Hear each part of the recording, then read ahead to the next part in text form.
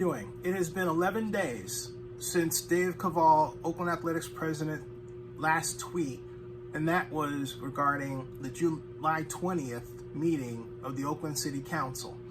He also has been known to tweet on a regular basis regarding the Oakland Athletics and their prowess on the field, or not, and tweet to fans about, well, answers to questions that they may have or ideas that they want to see implemented that have to do with guest services.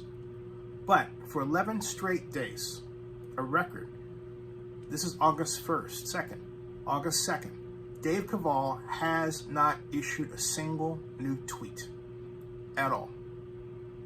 And as far as I'm concerned, what does that mean? It means that we should be quite concerned about what he and the Oakland Athletics have been up to over that 11-day span. Now, part of it is that Dave went on vacation. I get that. But before he went on vacation, as you know, he didn't go to the alley to sing on 3325 Grand Avenue. Oh, no, He went to Las Vegas to try to sing up a ballpark and at least get the ball rolling for one. And he took his architect, Brad Schrock, with him. So think about that. He took his architect, not just any architect, but a renowned baseball stadium architect of some history. So the next question has to be, all right, when is he going to come up, Brad, with this new design? And whatever happened to Bart Engel's design for Howard Terminal? They're not going to take that to Vegas? Interesting question. And then what does it say about Oakland? Right now, everyone that I've talked to about this project on the A's side, or supporters of the A's side who are developers or sports business people, are equally shocked that the city of Oakland is foisting costs, or was foisting costs, on the Athletics. Hey, Barry Lee, how you doing? Just talking about the Athletics at Howard Terminal. And everybody's shocked about that. So let's recap. Basically, the city of Oakland, the city council, wants the A's to pay for affordable housing out of pocket via impact fees. Now, that was requested in the face of the existence of tax increment financing revenues, which would be generated in part by Howard Terminal, in large part by Howard Terminal. In fact, if you just start with a $2 billion base year assessed value, as I've said many, many times before, if you're a regular viewer of this, then you'll know that by the 45th year of collection of those revenues, you will realize a $1.6 billion result. You can bond off that. Easily float a bond of up to $800 million. That would be enough to pay for $350 million for infrastructure,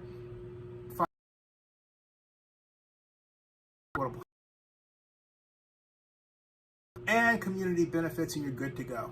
That was the intent.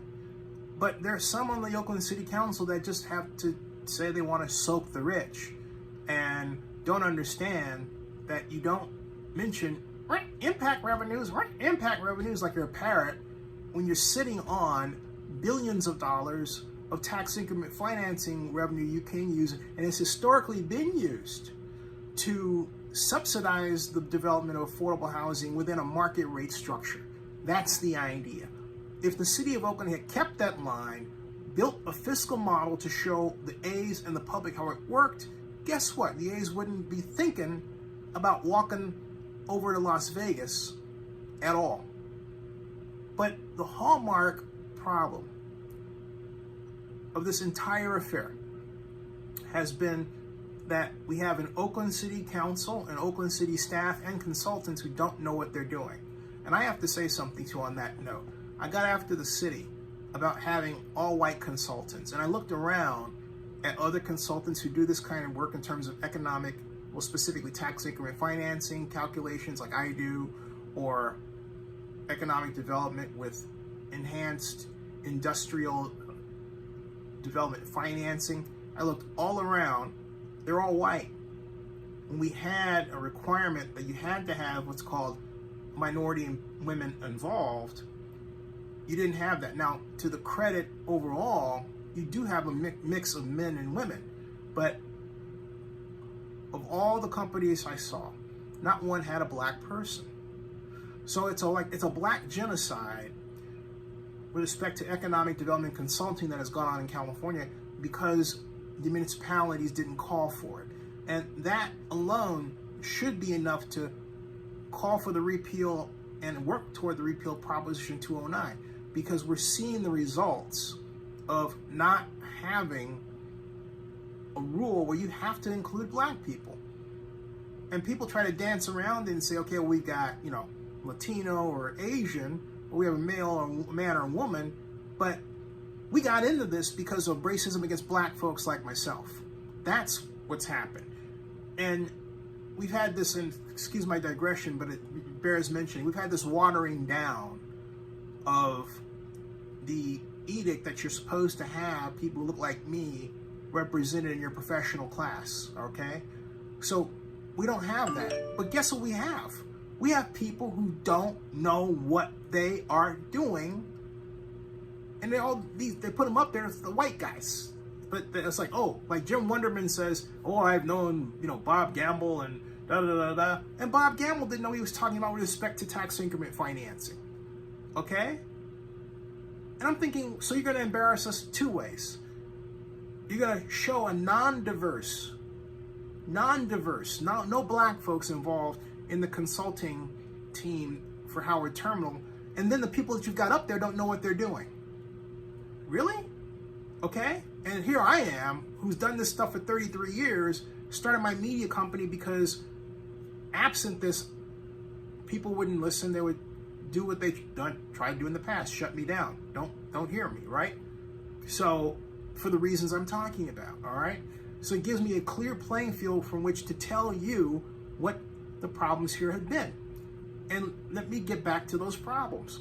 First of all, the city staff and consultants, if they knew what they were doing, the minute SB 293 Skinner was passed and the city council ratified it, which it did November 2019, the city staff would have already been on the phone, if you will, or now the Zoom call, talking with the County of Alameda, BART, AC Transit, EB Mud Flood Control District, saying, hey, you know what?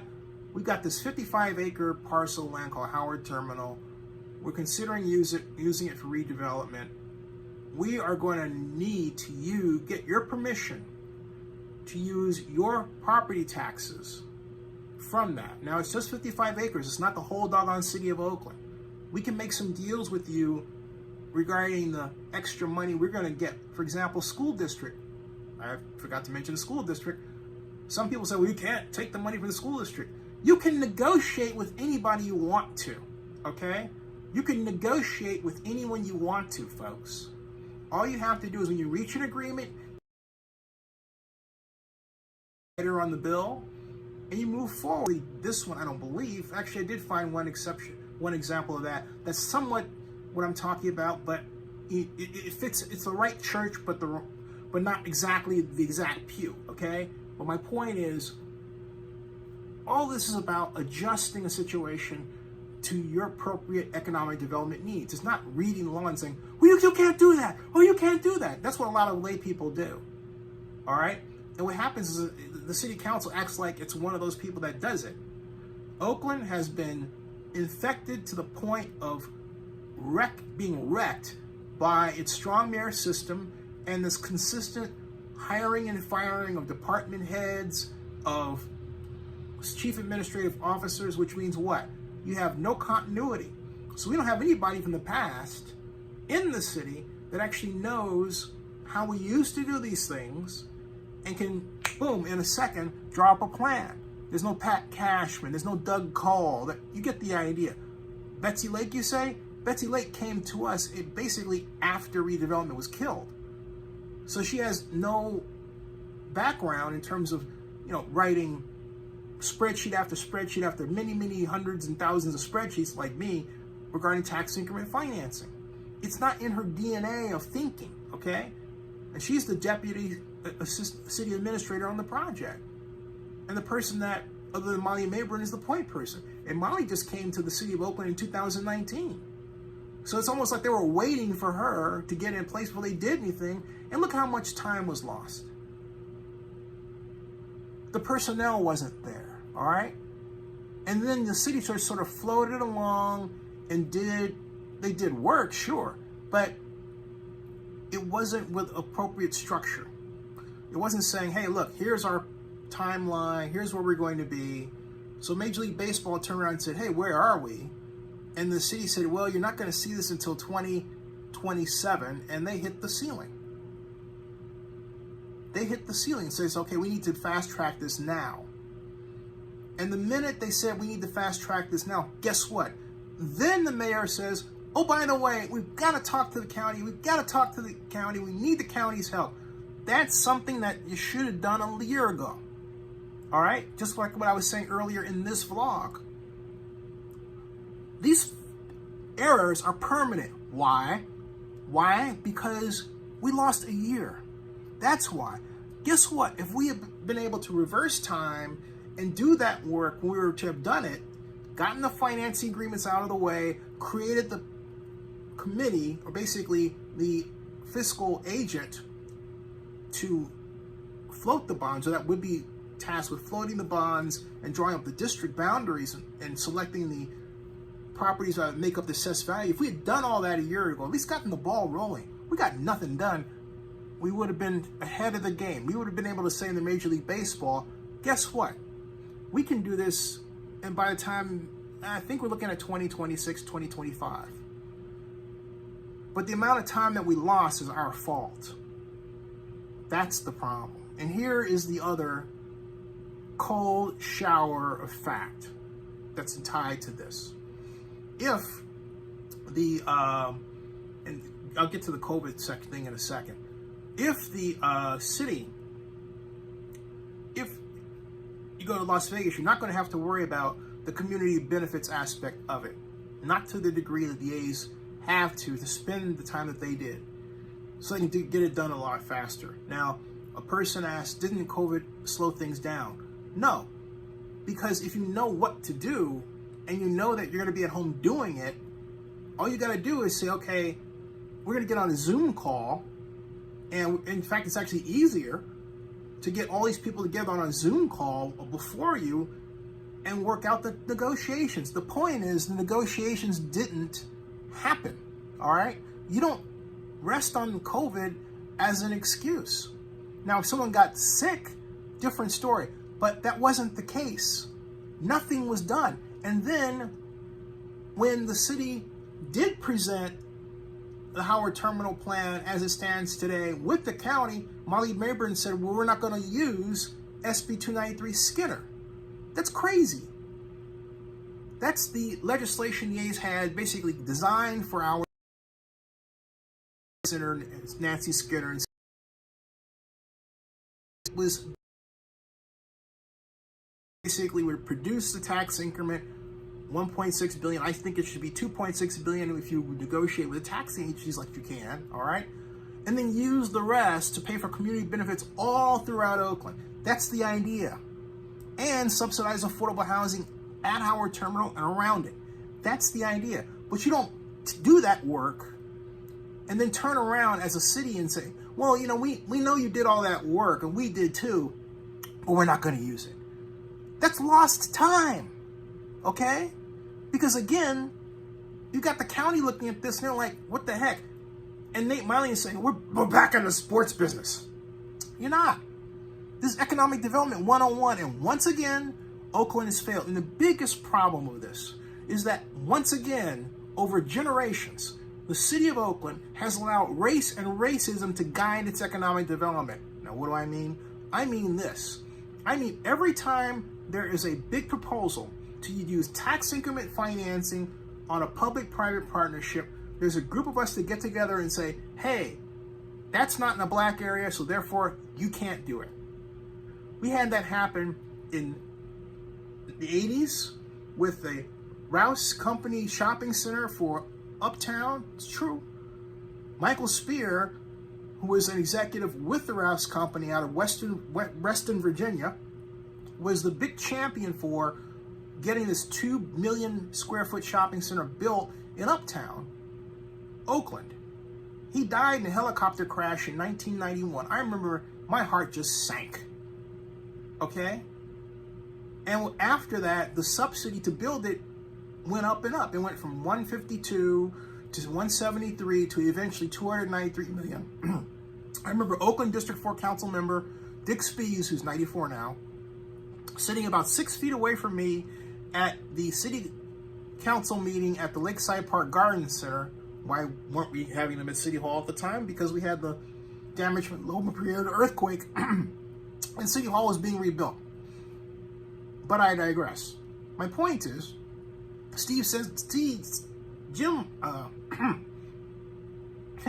Spees was the main vote against subsidizing it. We have had project after project with the Raiders, trying to get the Raiders back. Oh, too much money, so we whittled it down to 200 million. We're always afraid to spend when it comes to public-private partnerships. And then again, the argument is always, you're not spending this money in a black area. But what happens is when we don't spend the money, it doesn't matter if it's, hey, having a new police headquarters or a new convention center. Guess what? The people that say we need to spend money in black areas, East Oakland specifically, don't do anything to make it happen. So here we are. I want you to be aware of where we're at right now. Think about this, okay? We have some of the same argument going on right now. But do you see anybody saying, oh, hey, by the way, except me, AB 464 passed. What does that mean? It means we use enhanced infrastructure development financing in the whole of East Oakland, the Coliseum redevelopment area that I helped build, essentially from a data standpoint, back in 1988, and float a $500 million bond issue to fix sea level rise issues, to do economic development down there by getting money to the businesses that need it. That's what AB 464 is about. It allows you to get money to small business for rehabilitation, for economic loss, and repairs needed to your leasehold infrastructure due to COVID-19. It's right there in black and white in legislation. I had Barbara Bobby Lopez on my show to talk about this a month ago. The city has done nothing. Nothing. It didn't do anything before to say, hey, look, we got a plan to use this once it passes. We're going to be all over this. Where were they? Nowhere. And we're talking about helping a black area. And black folks are not working on it. You've got Councilmember Taylor out there doing these, I'm looking like I'm helping and all this stuff, but no legislation to actually change it at all. This is crunch time, man. And I'm sick of this yelling about stuff. And I'm yelling. I'm not the person that's on the there, all right? Wasn't getting the job done, and this is how you do it.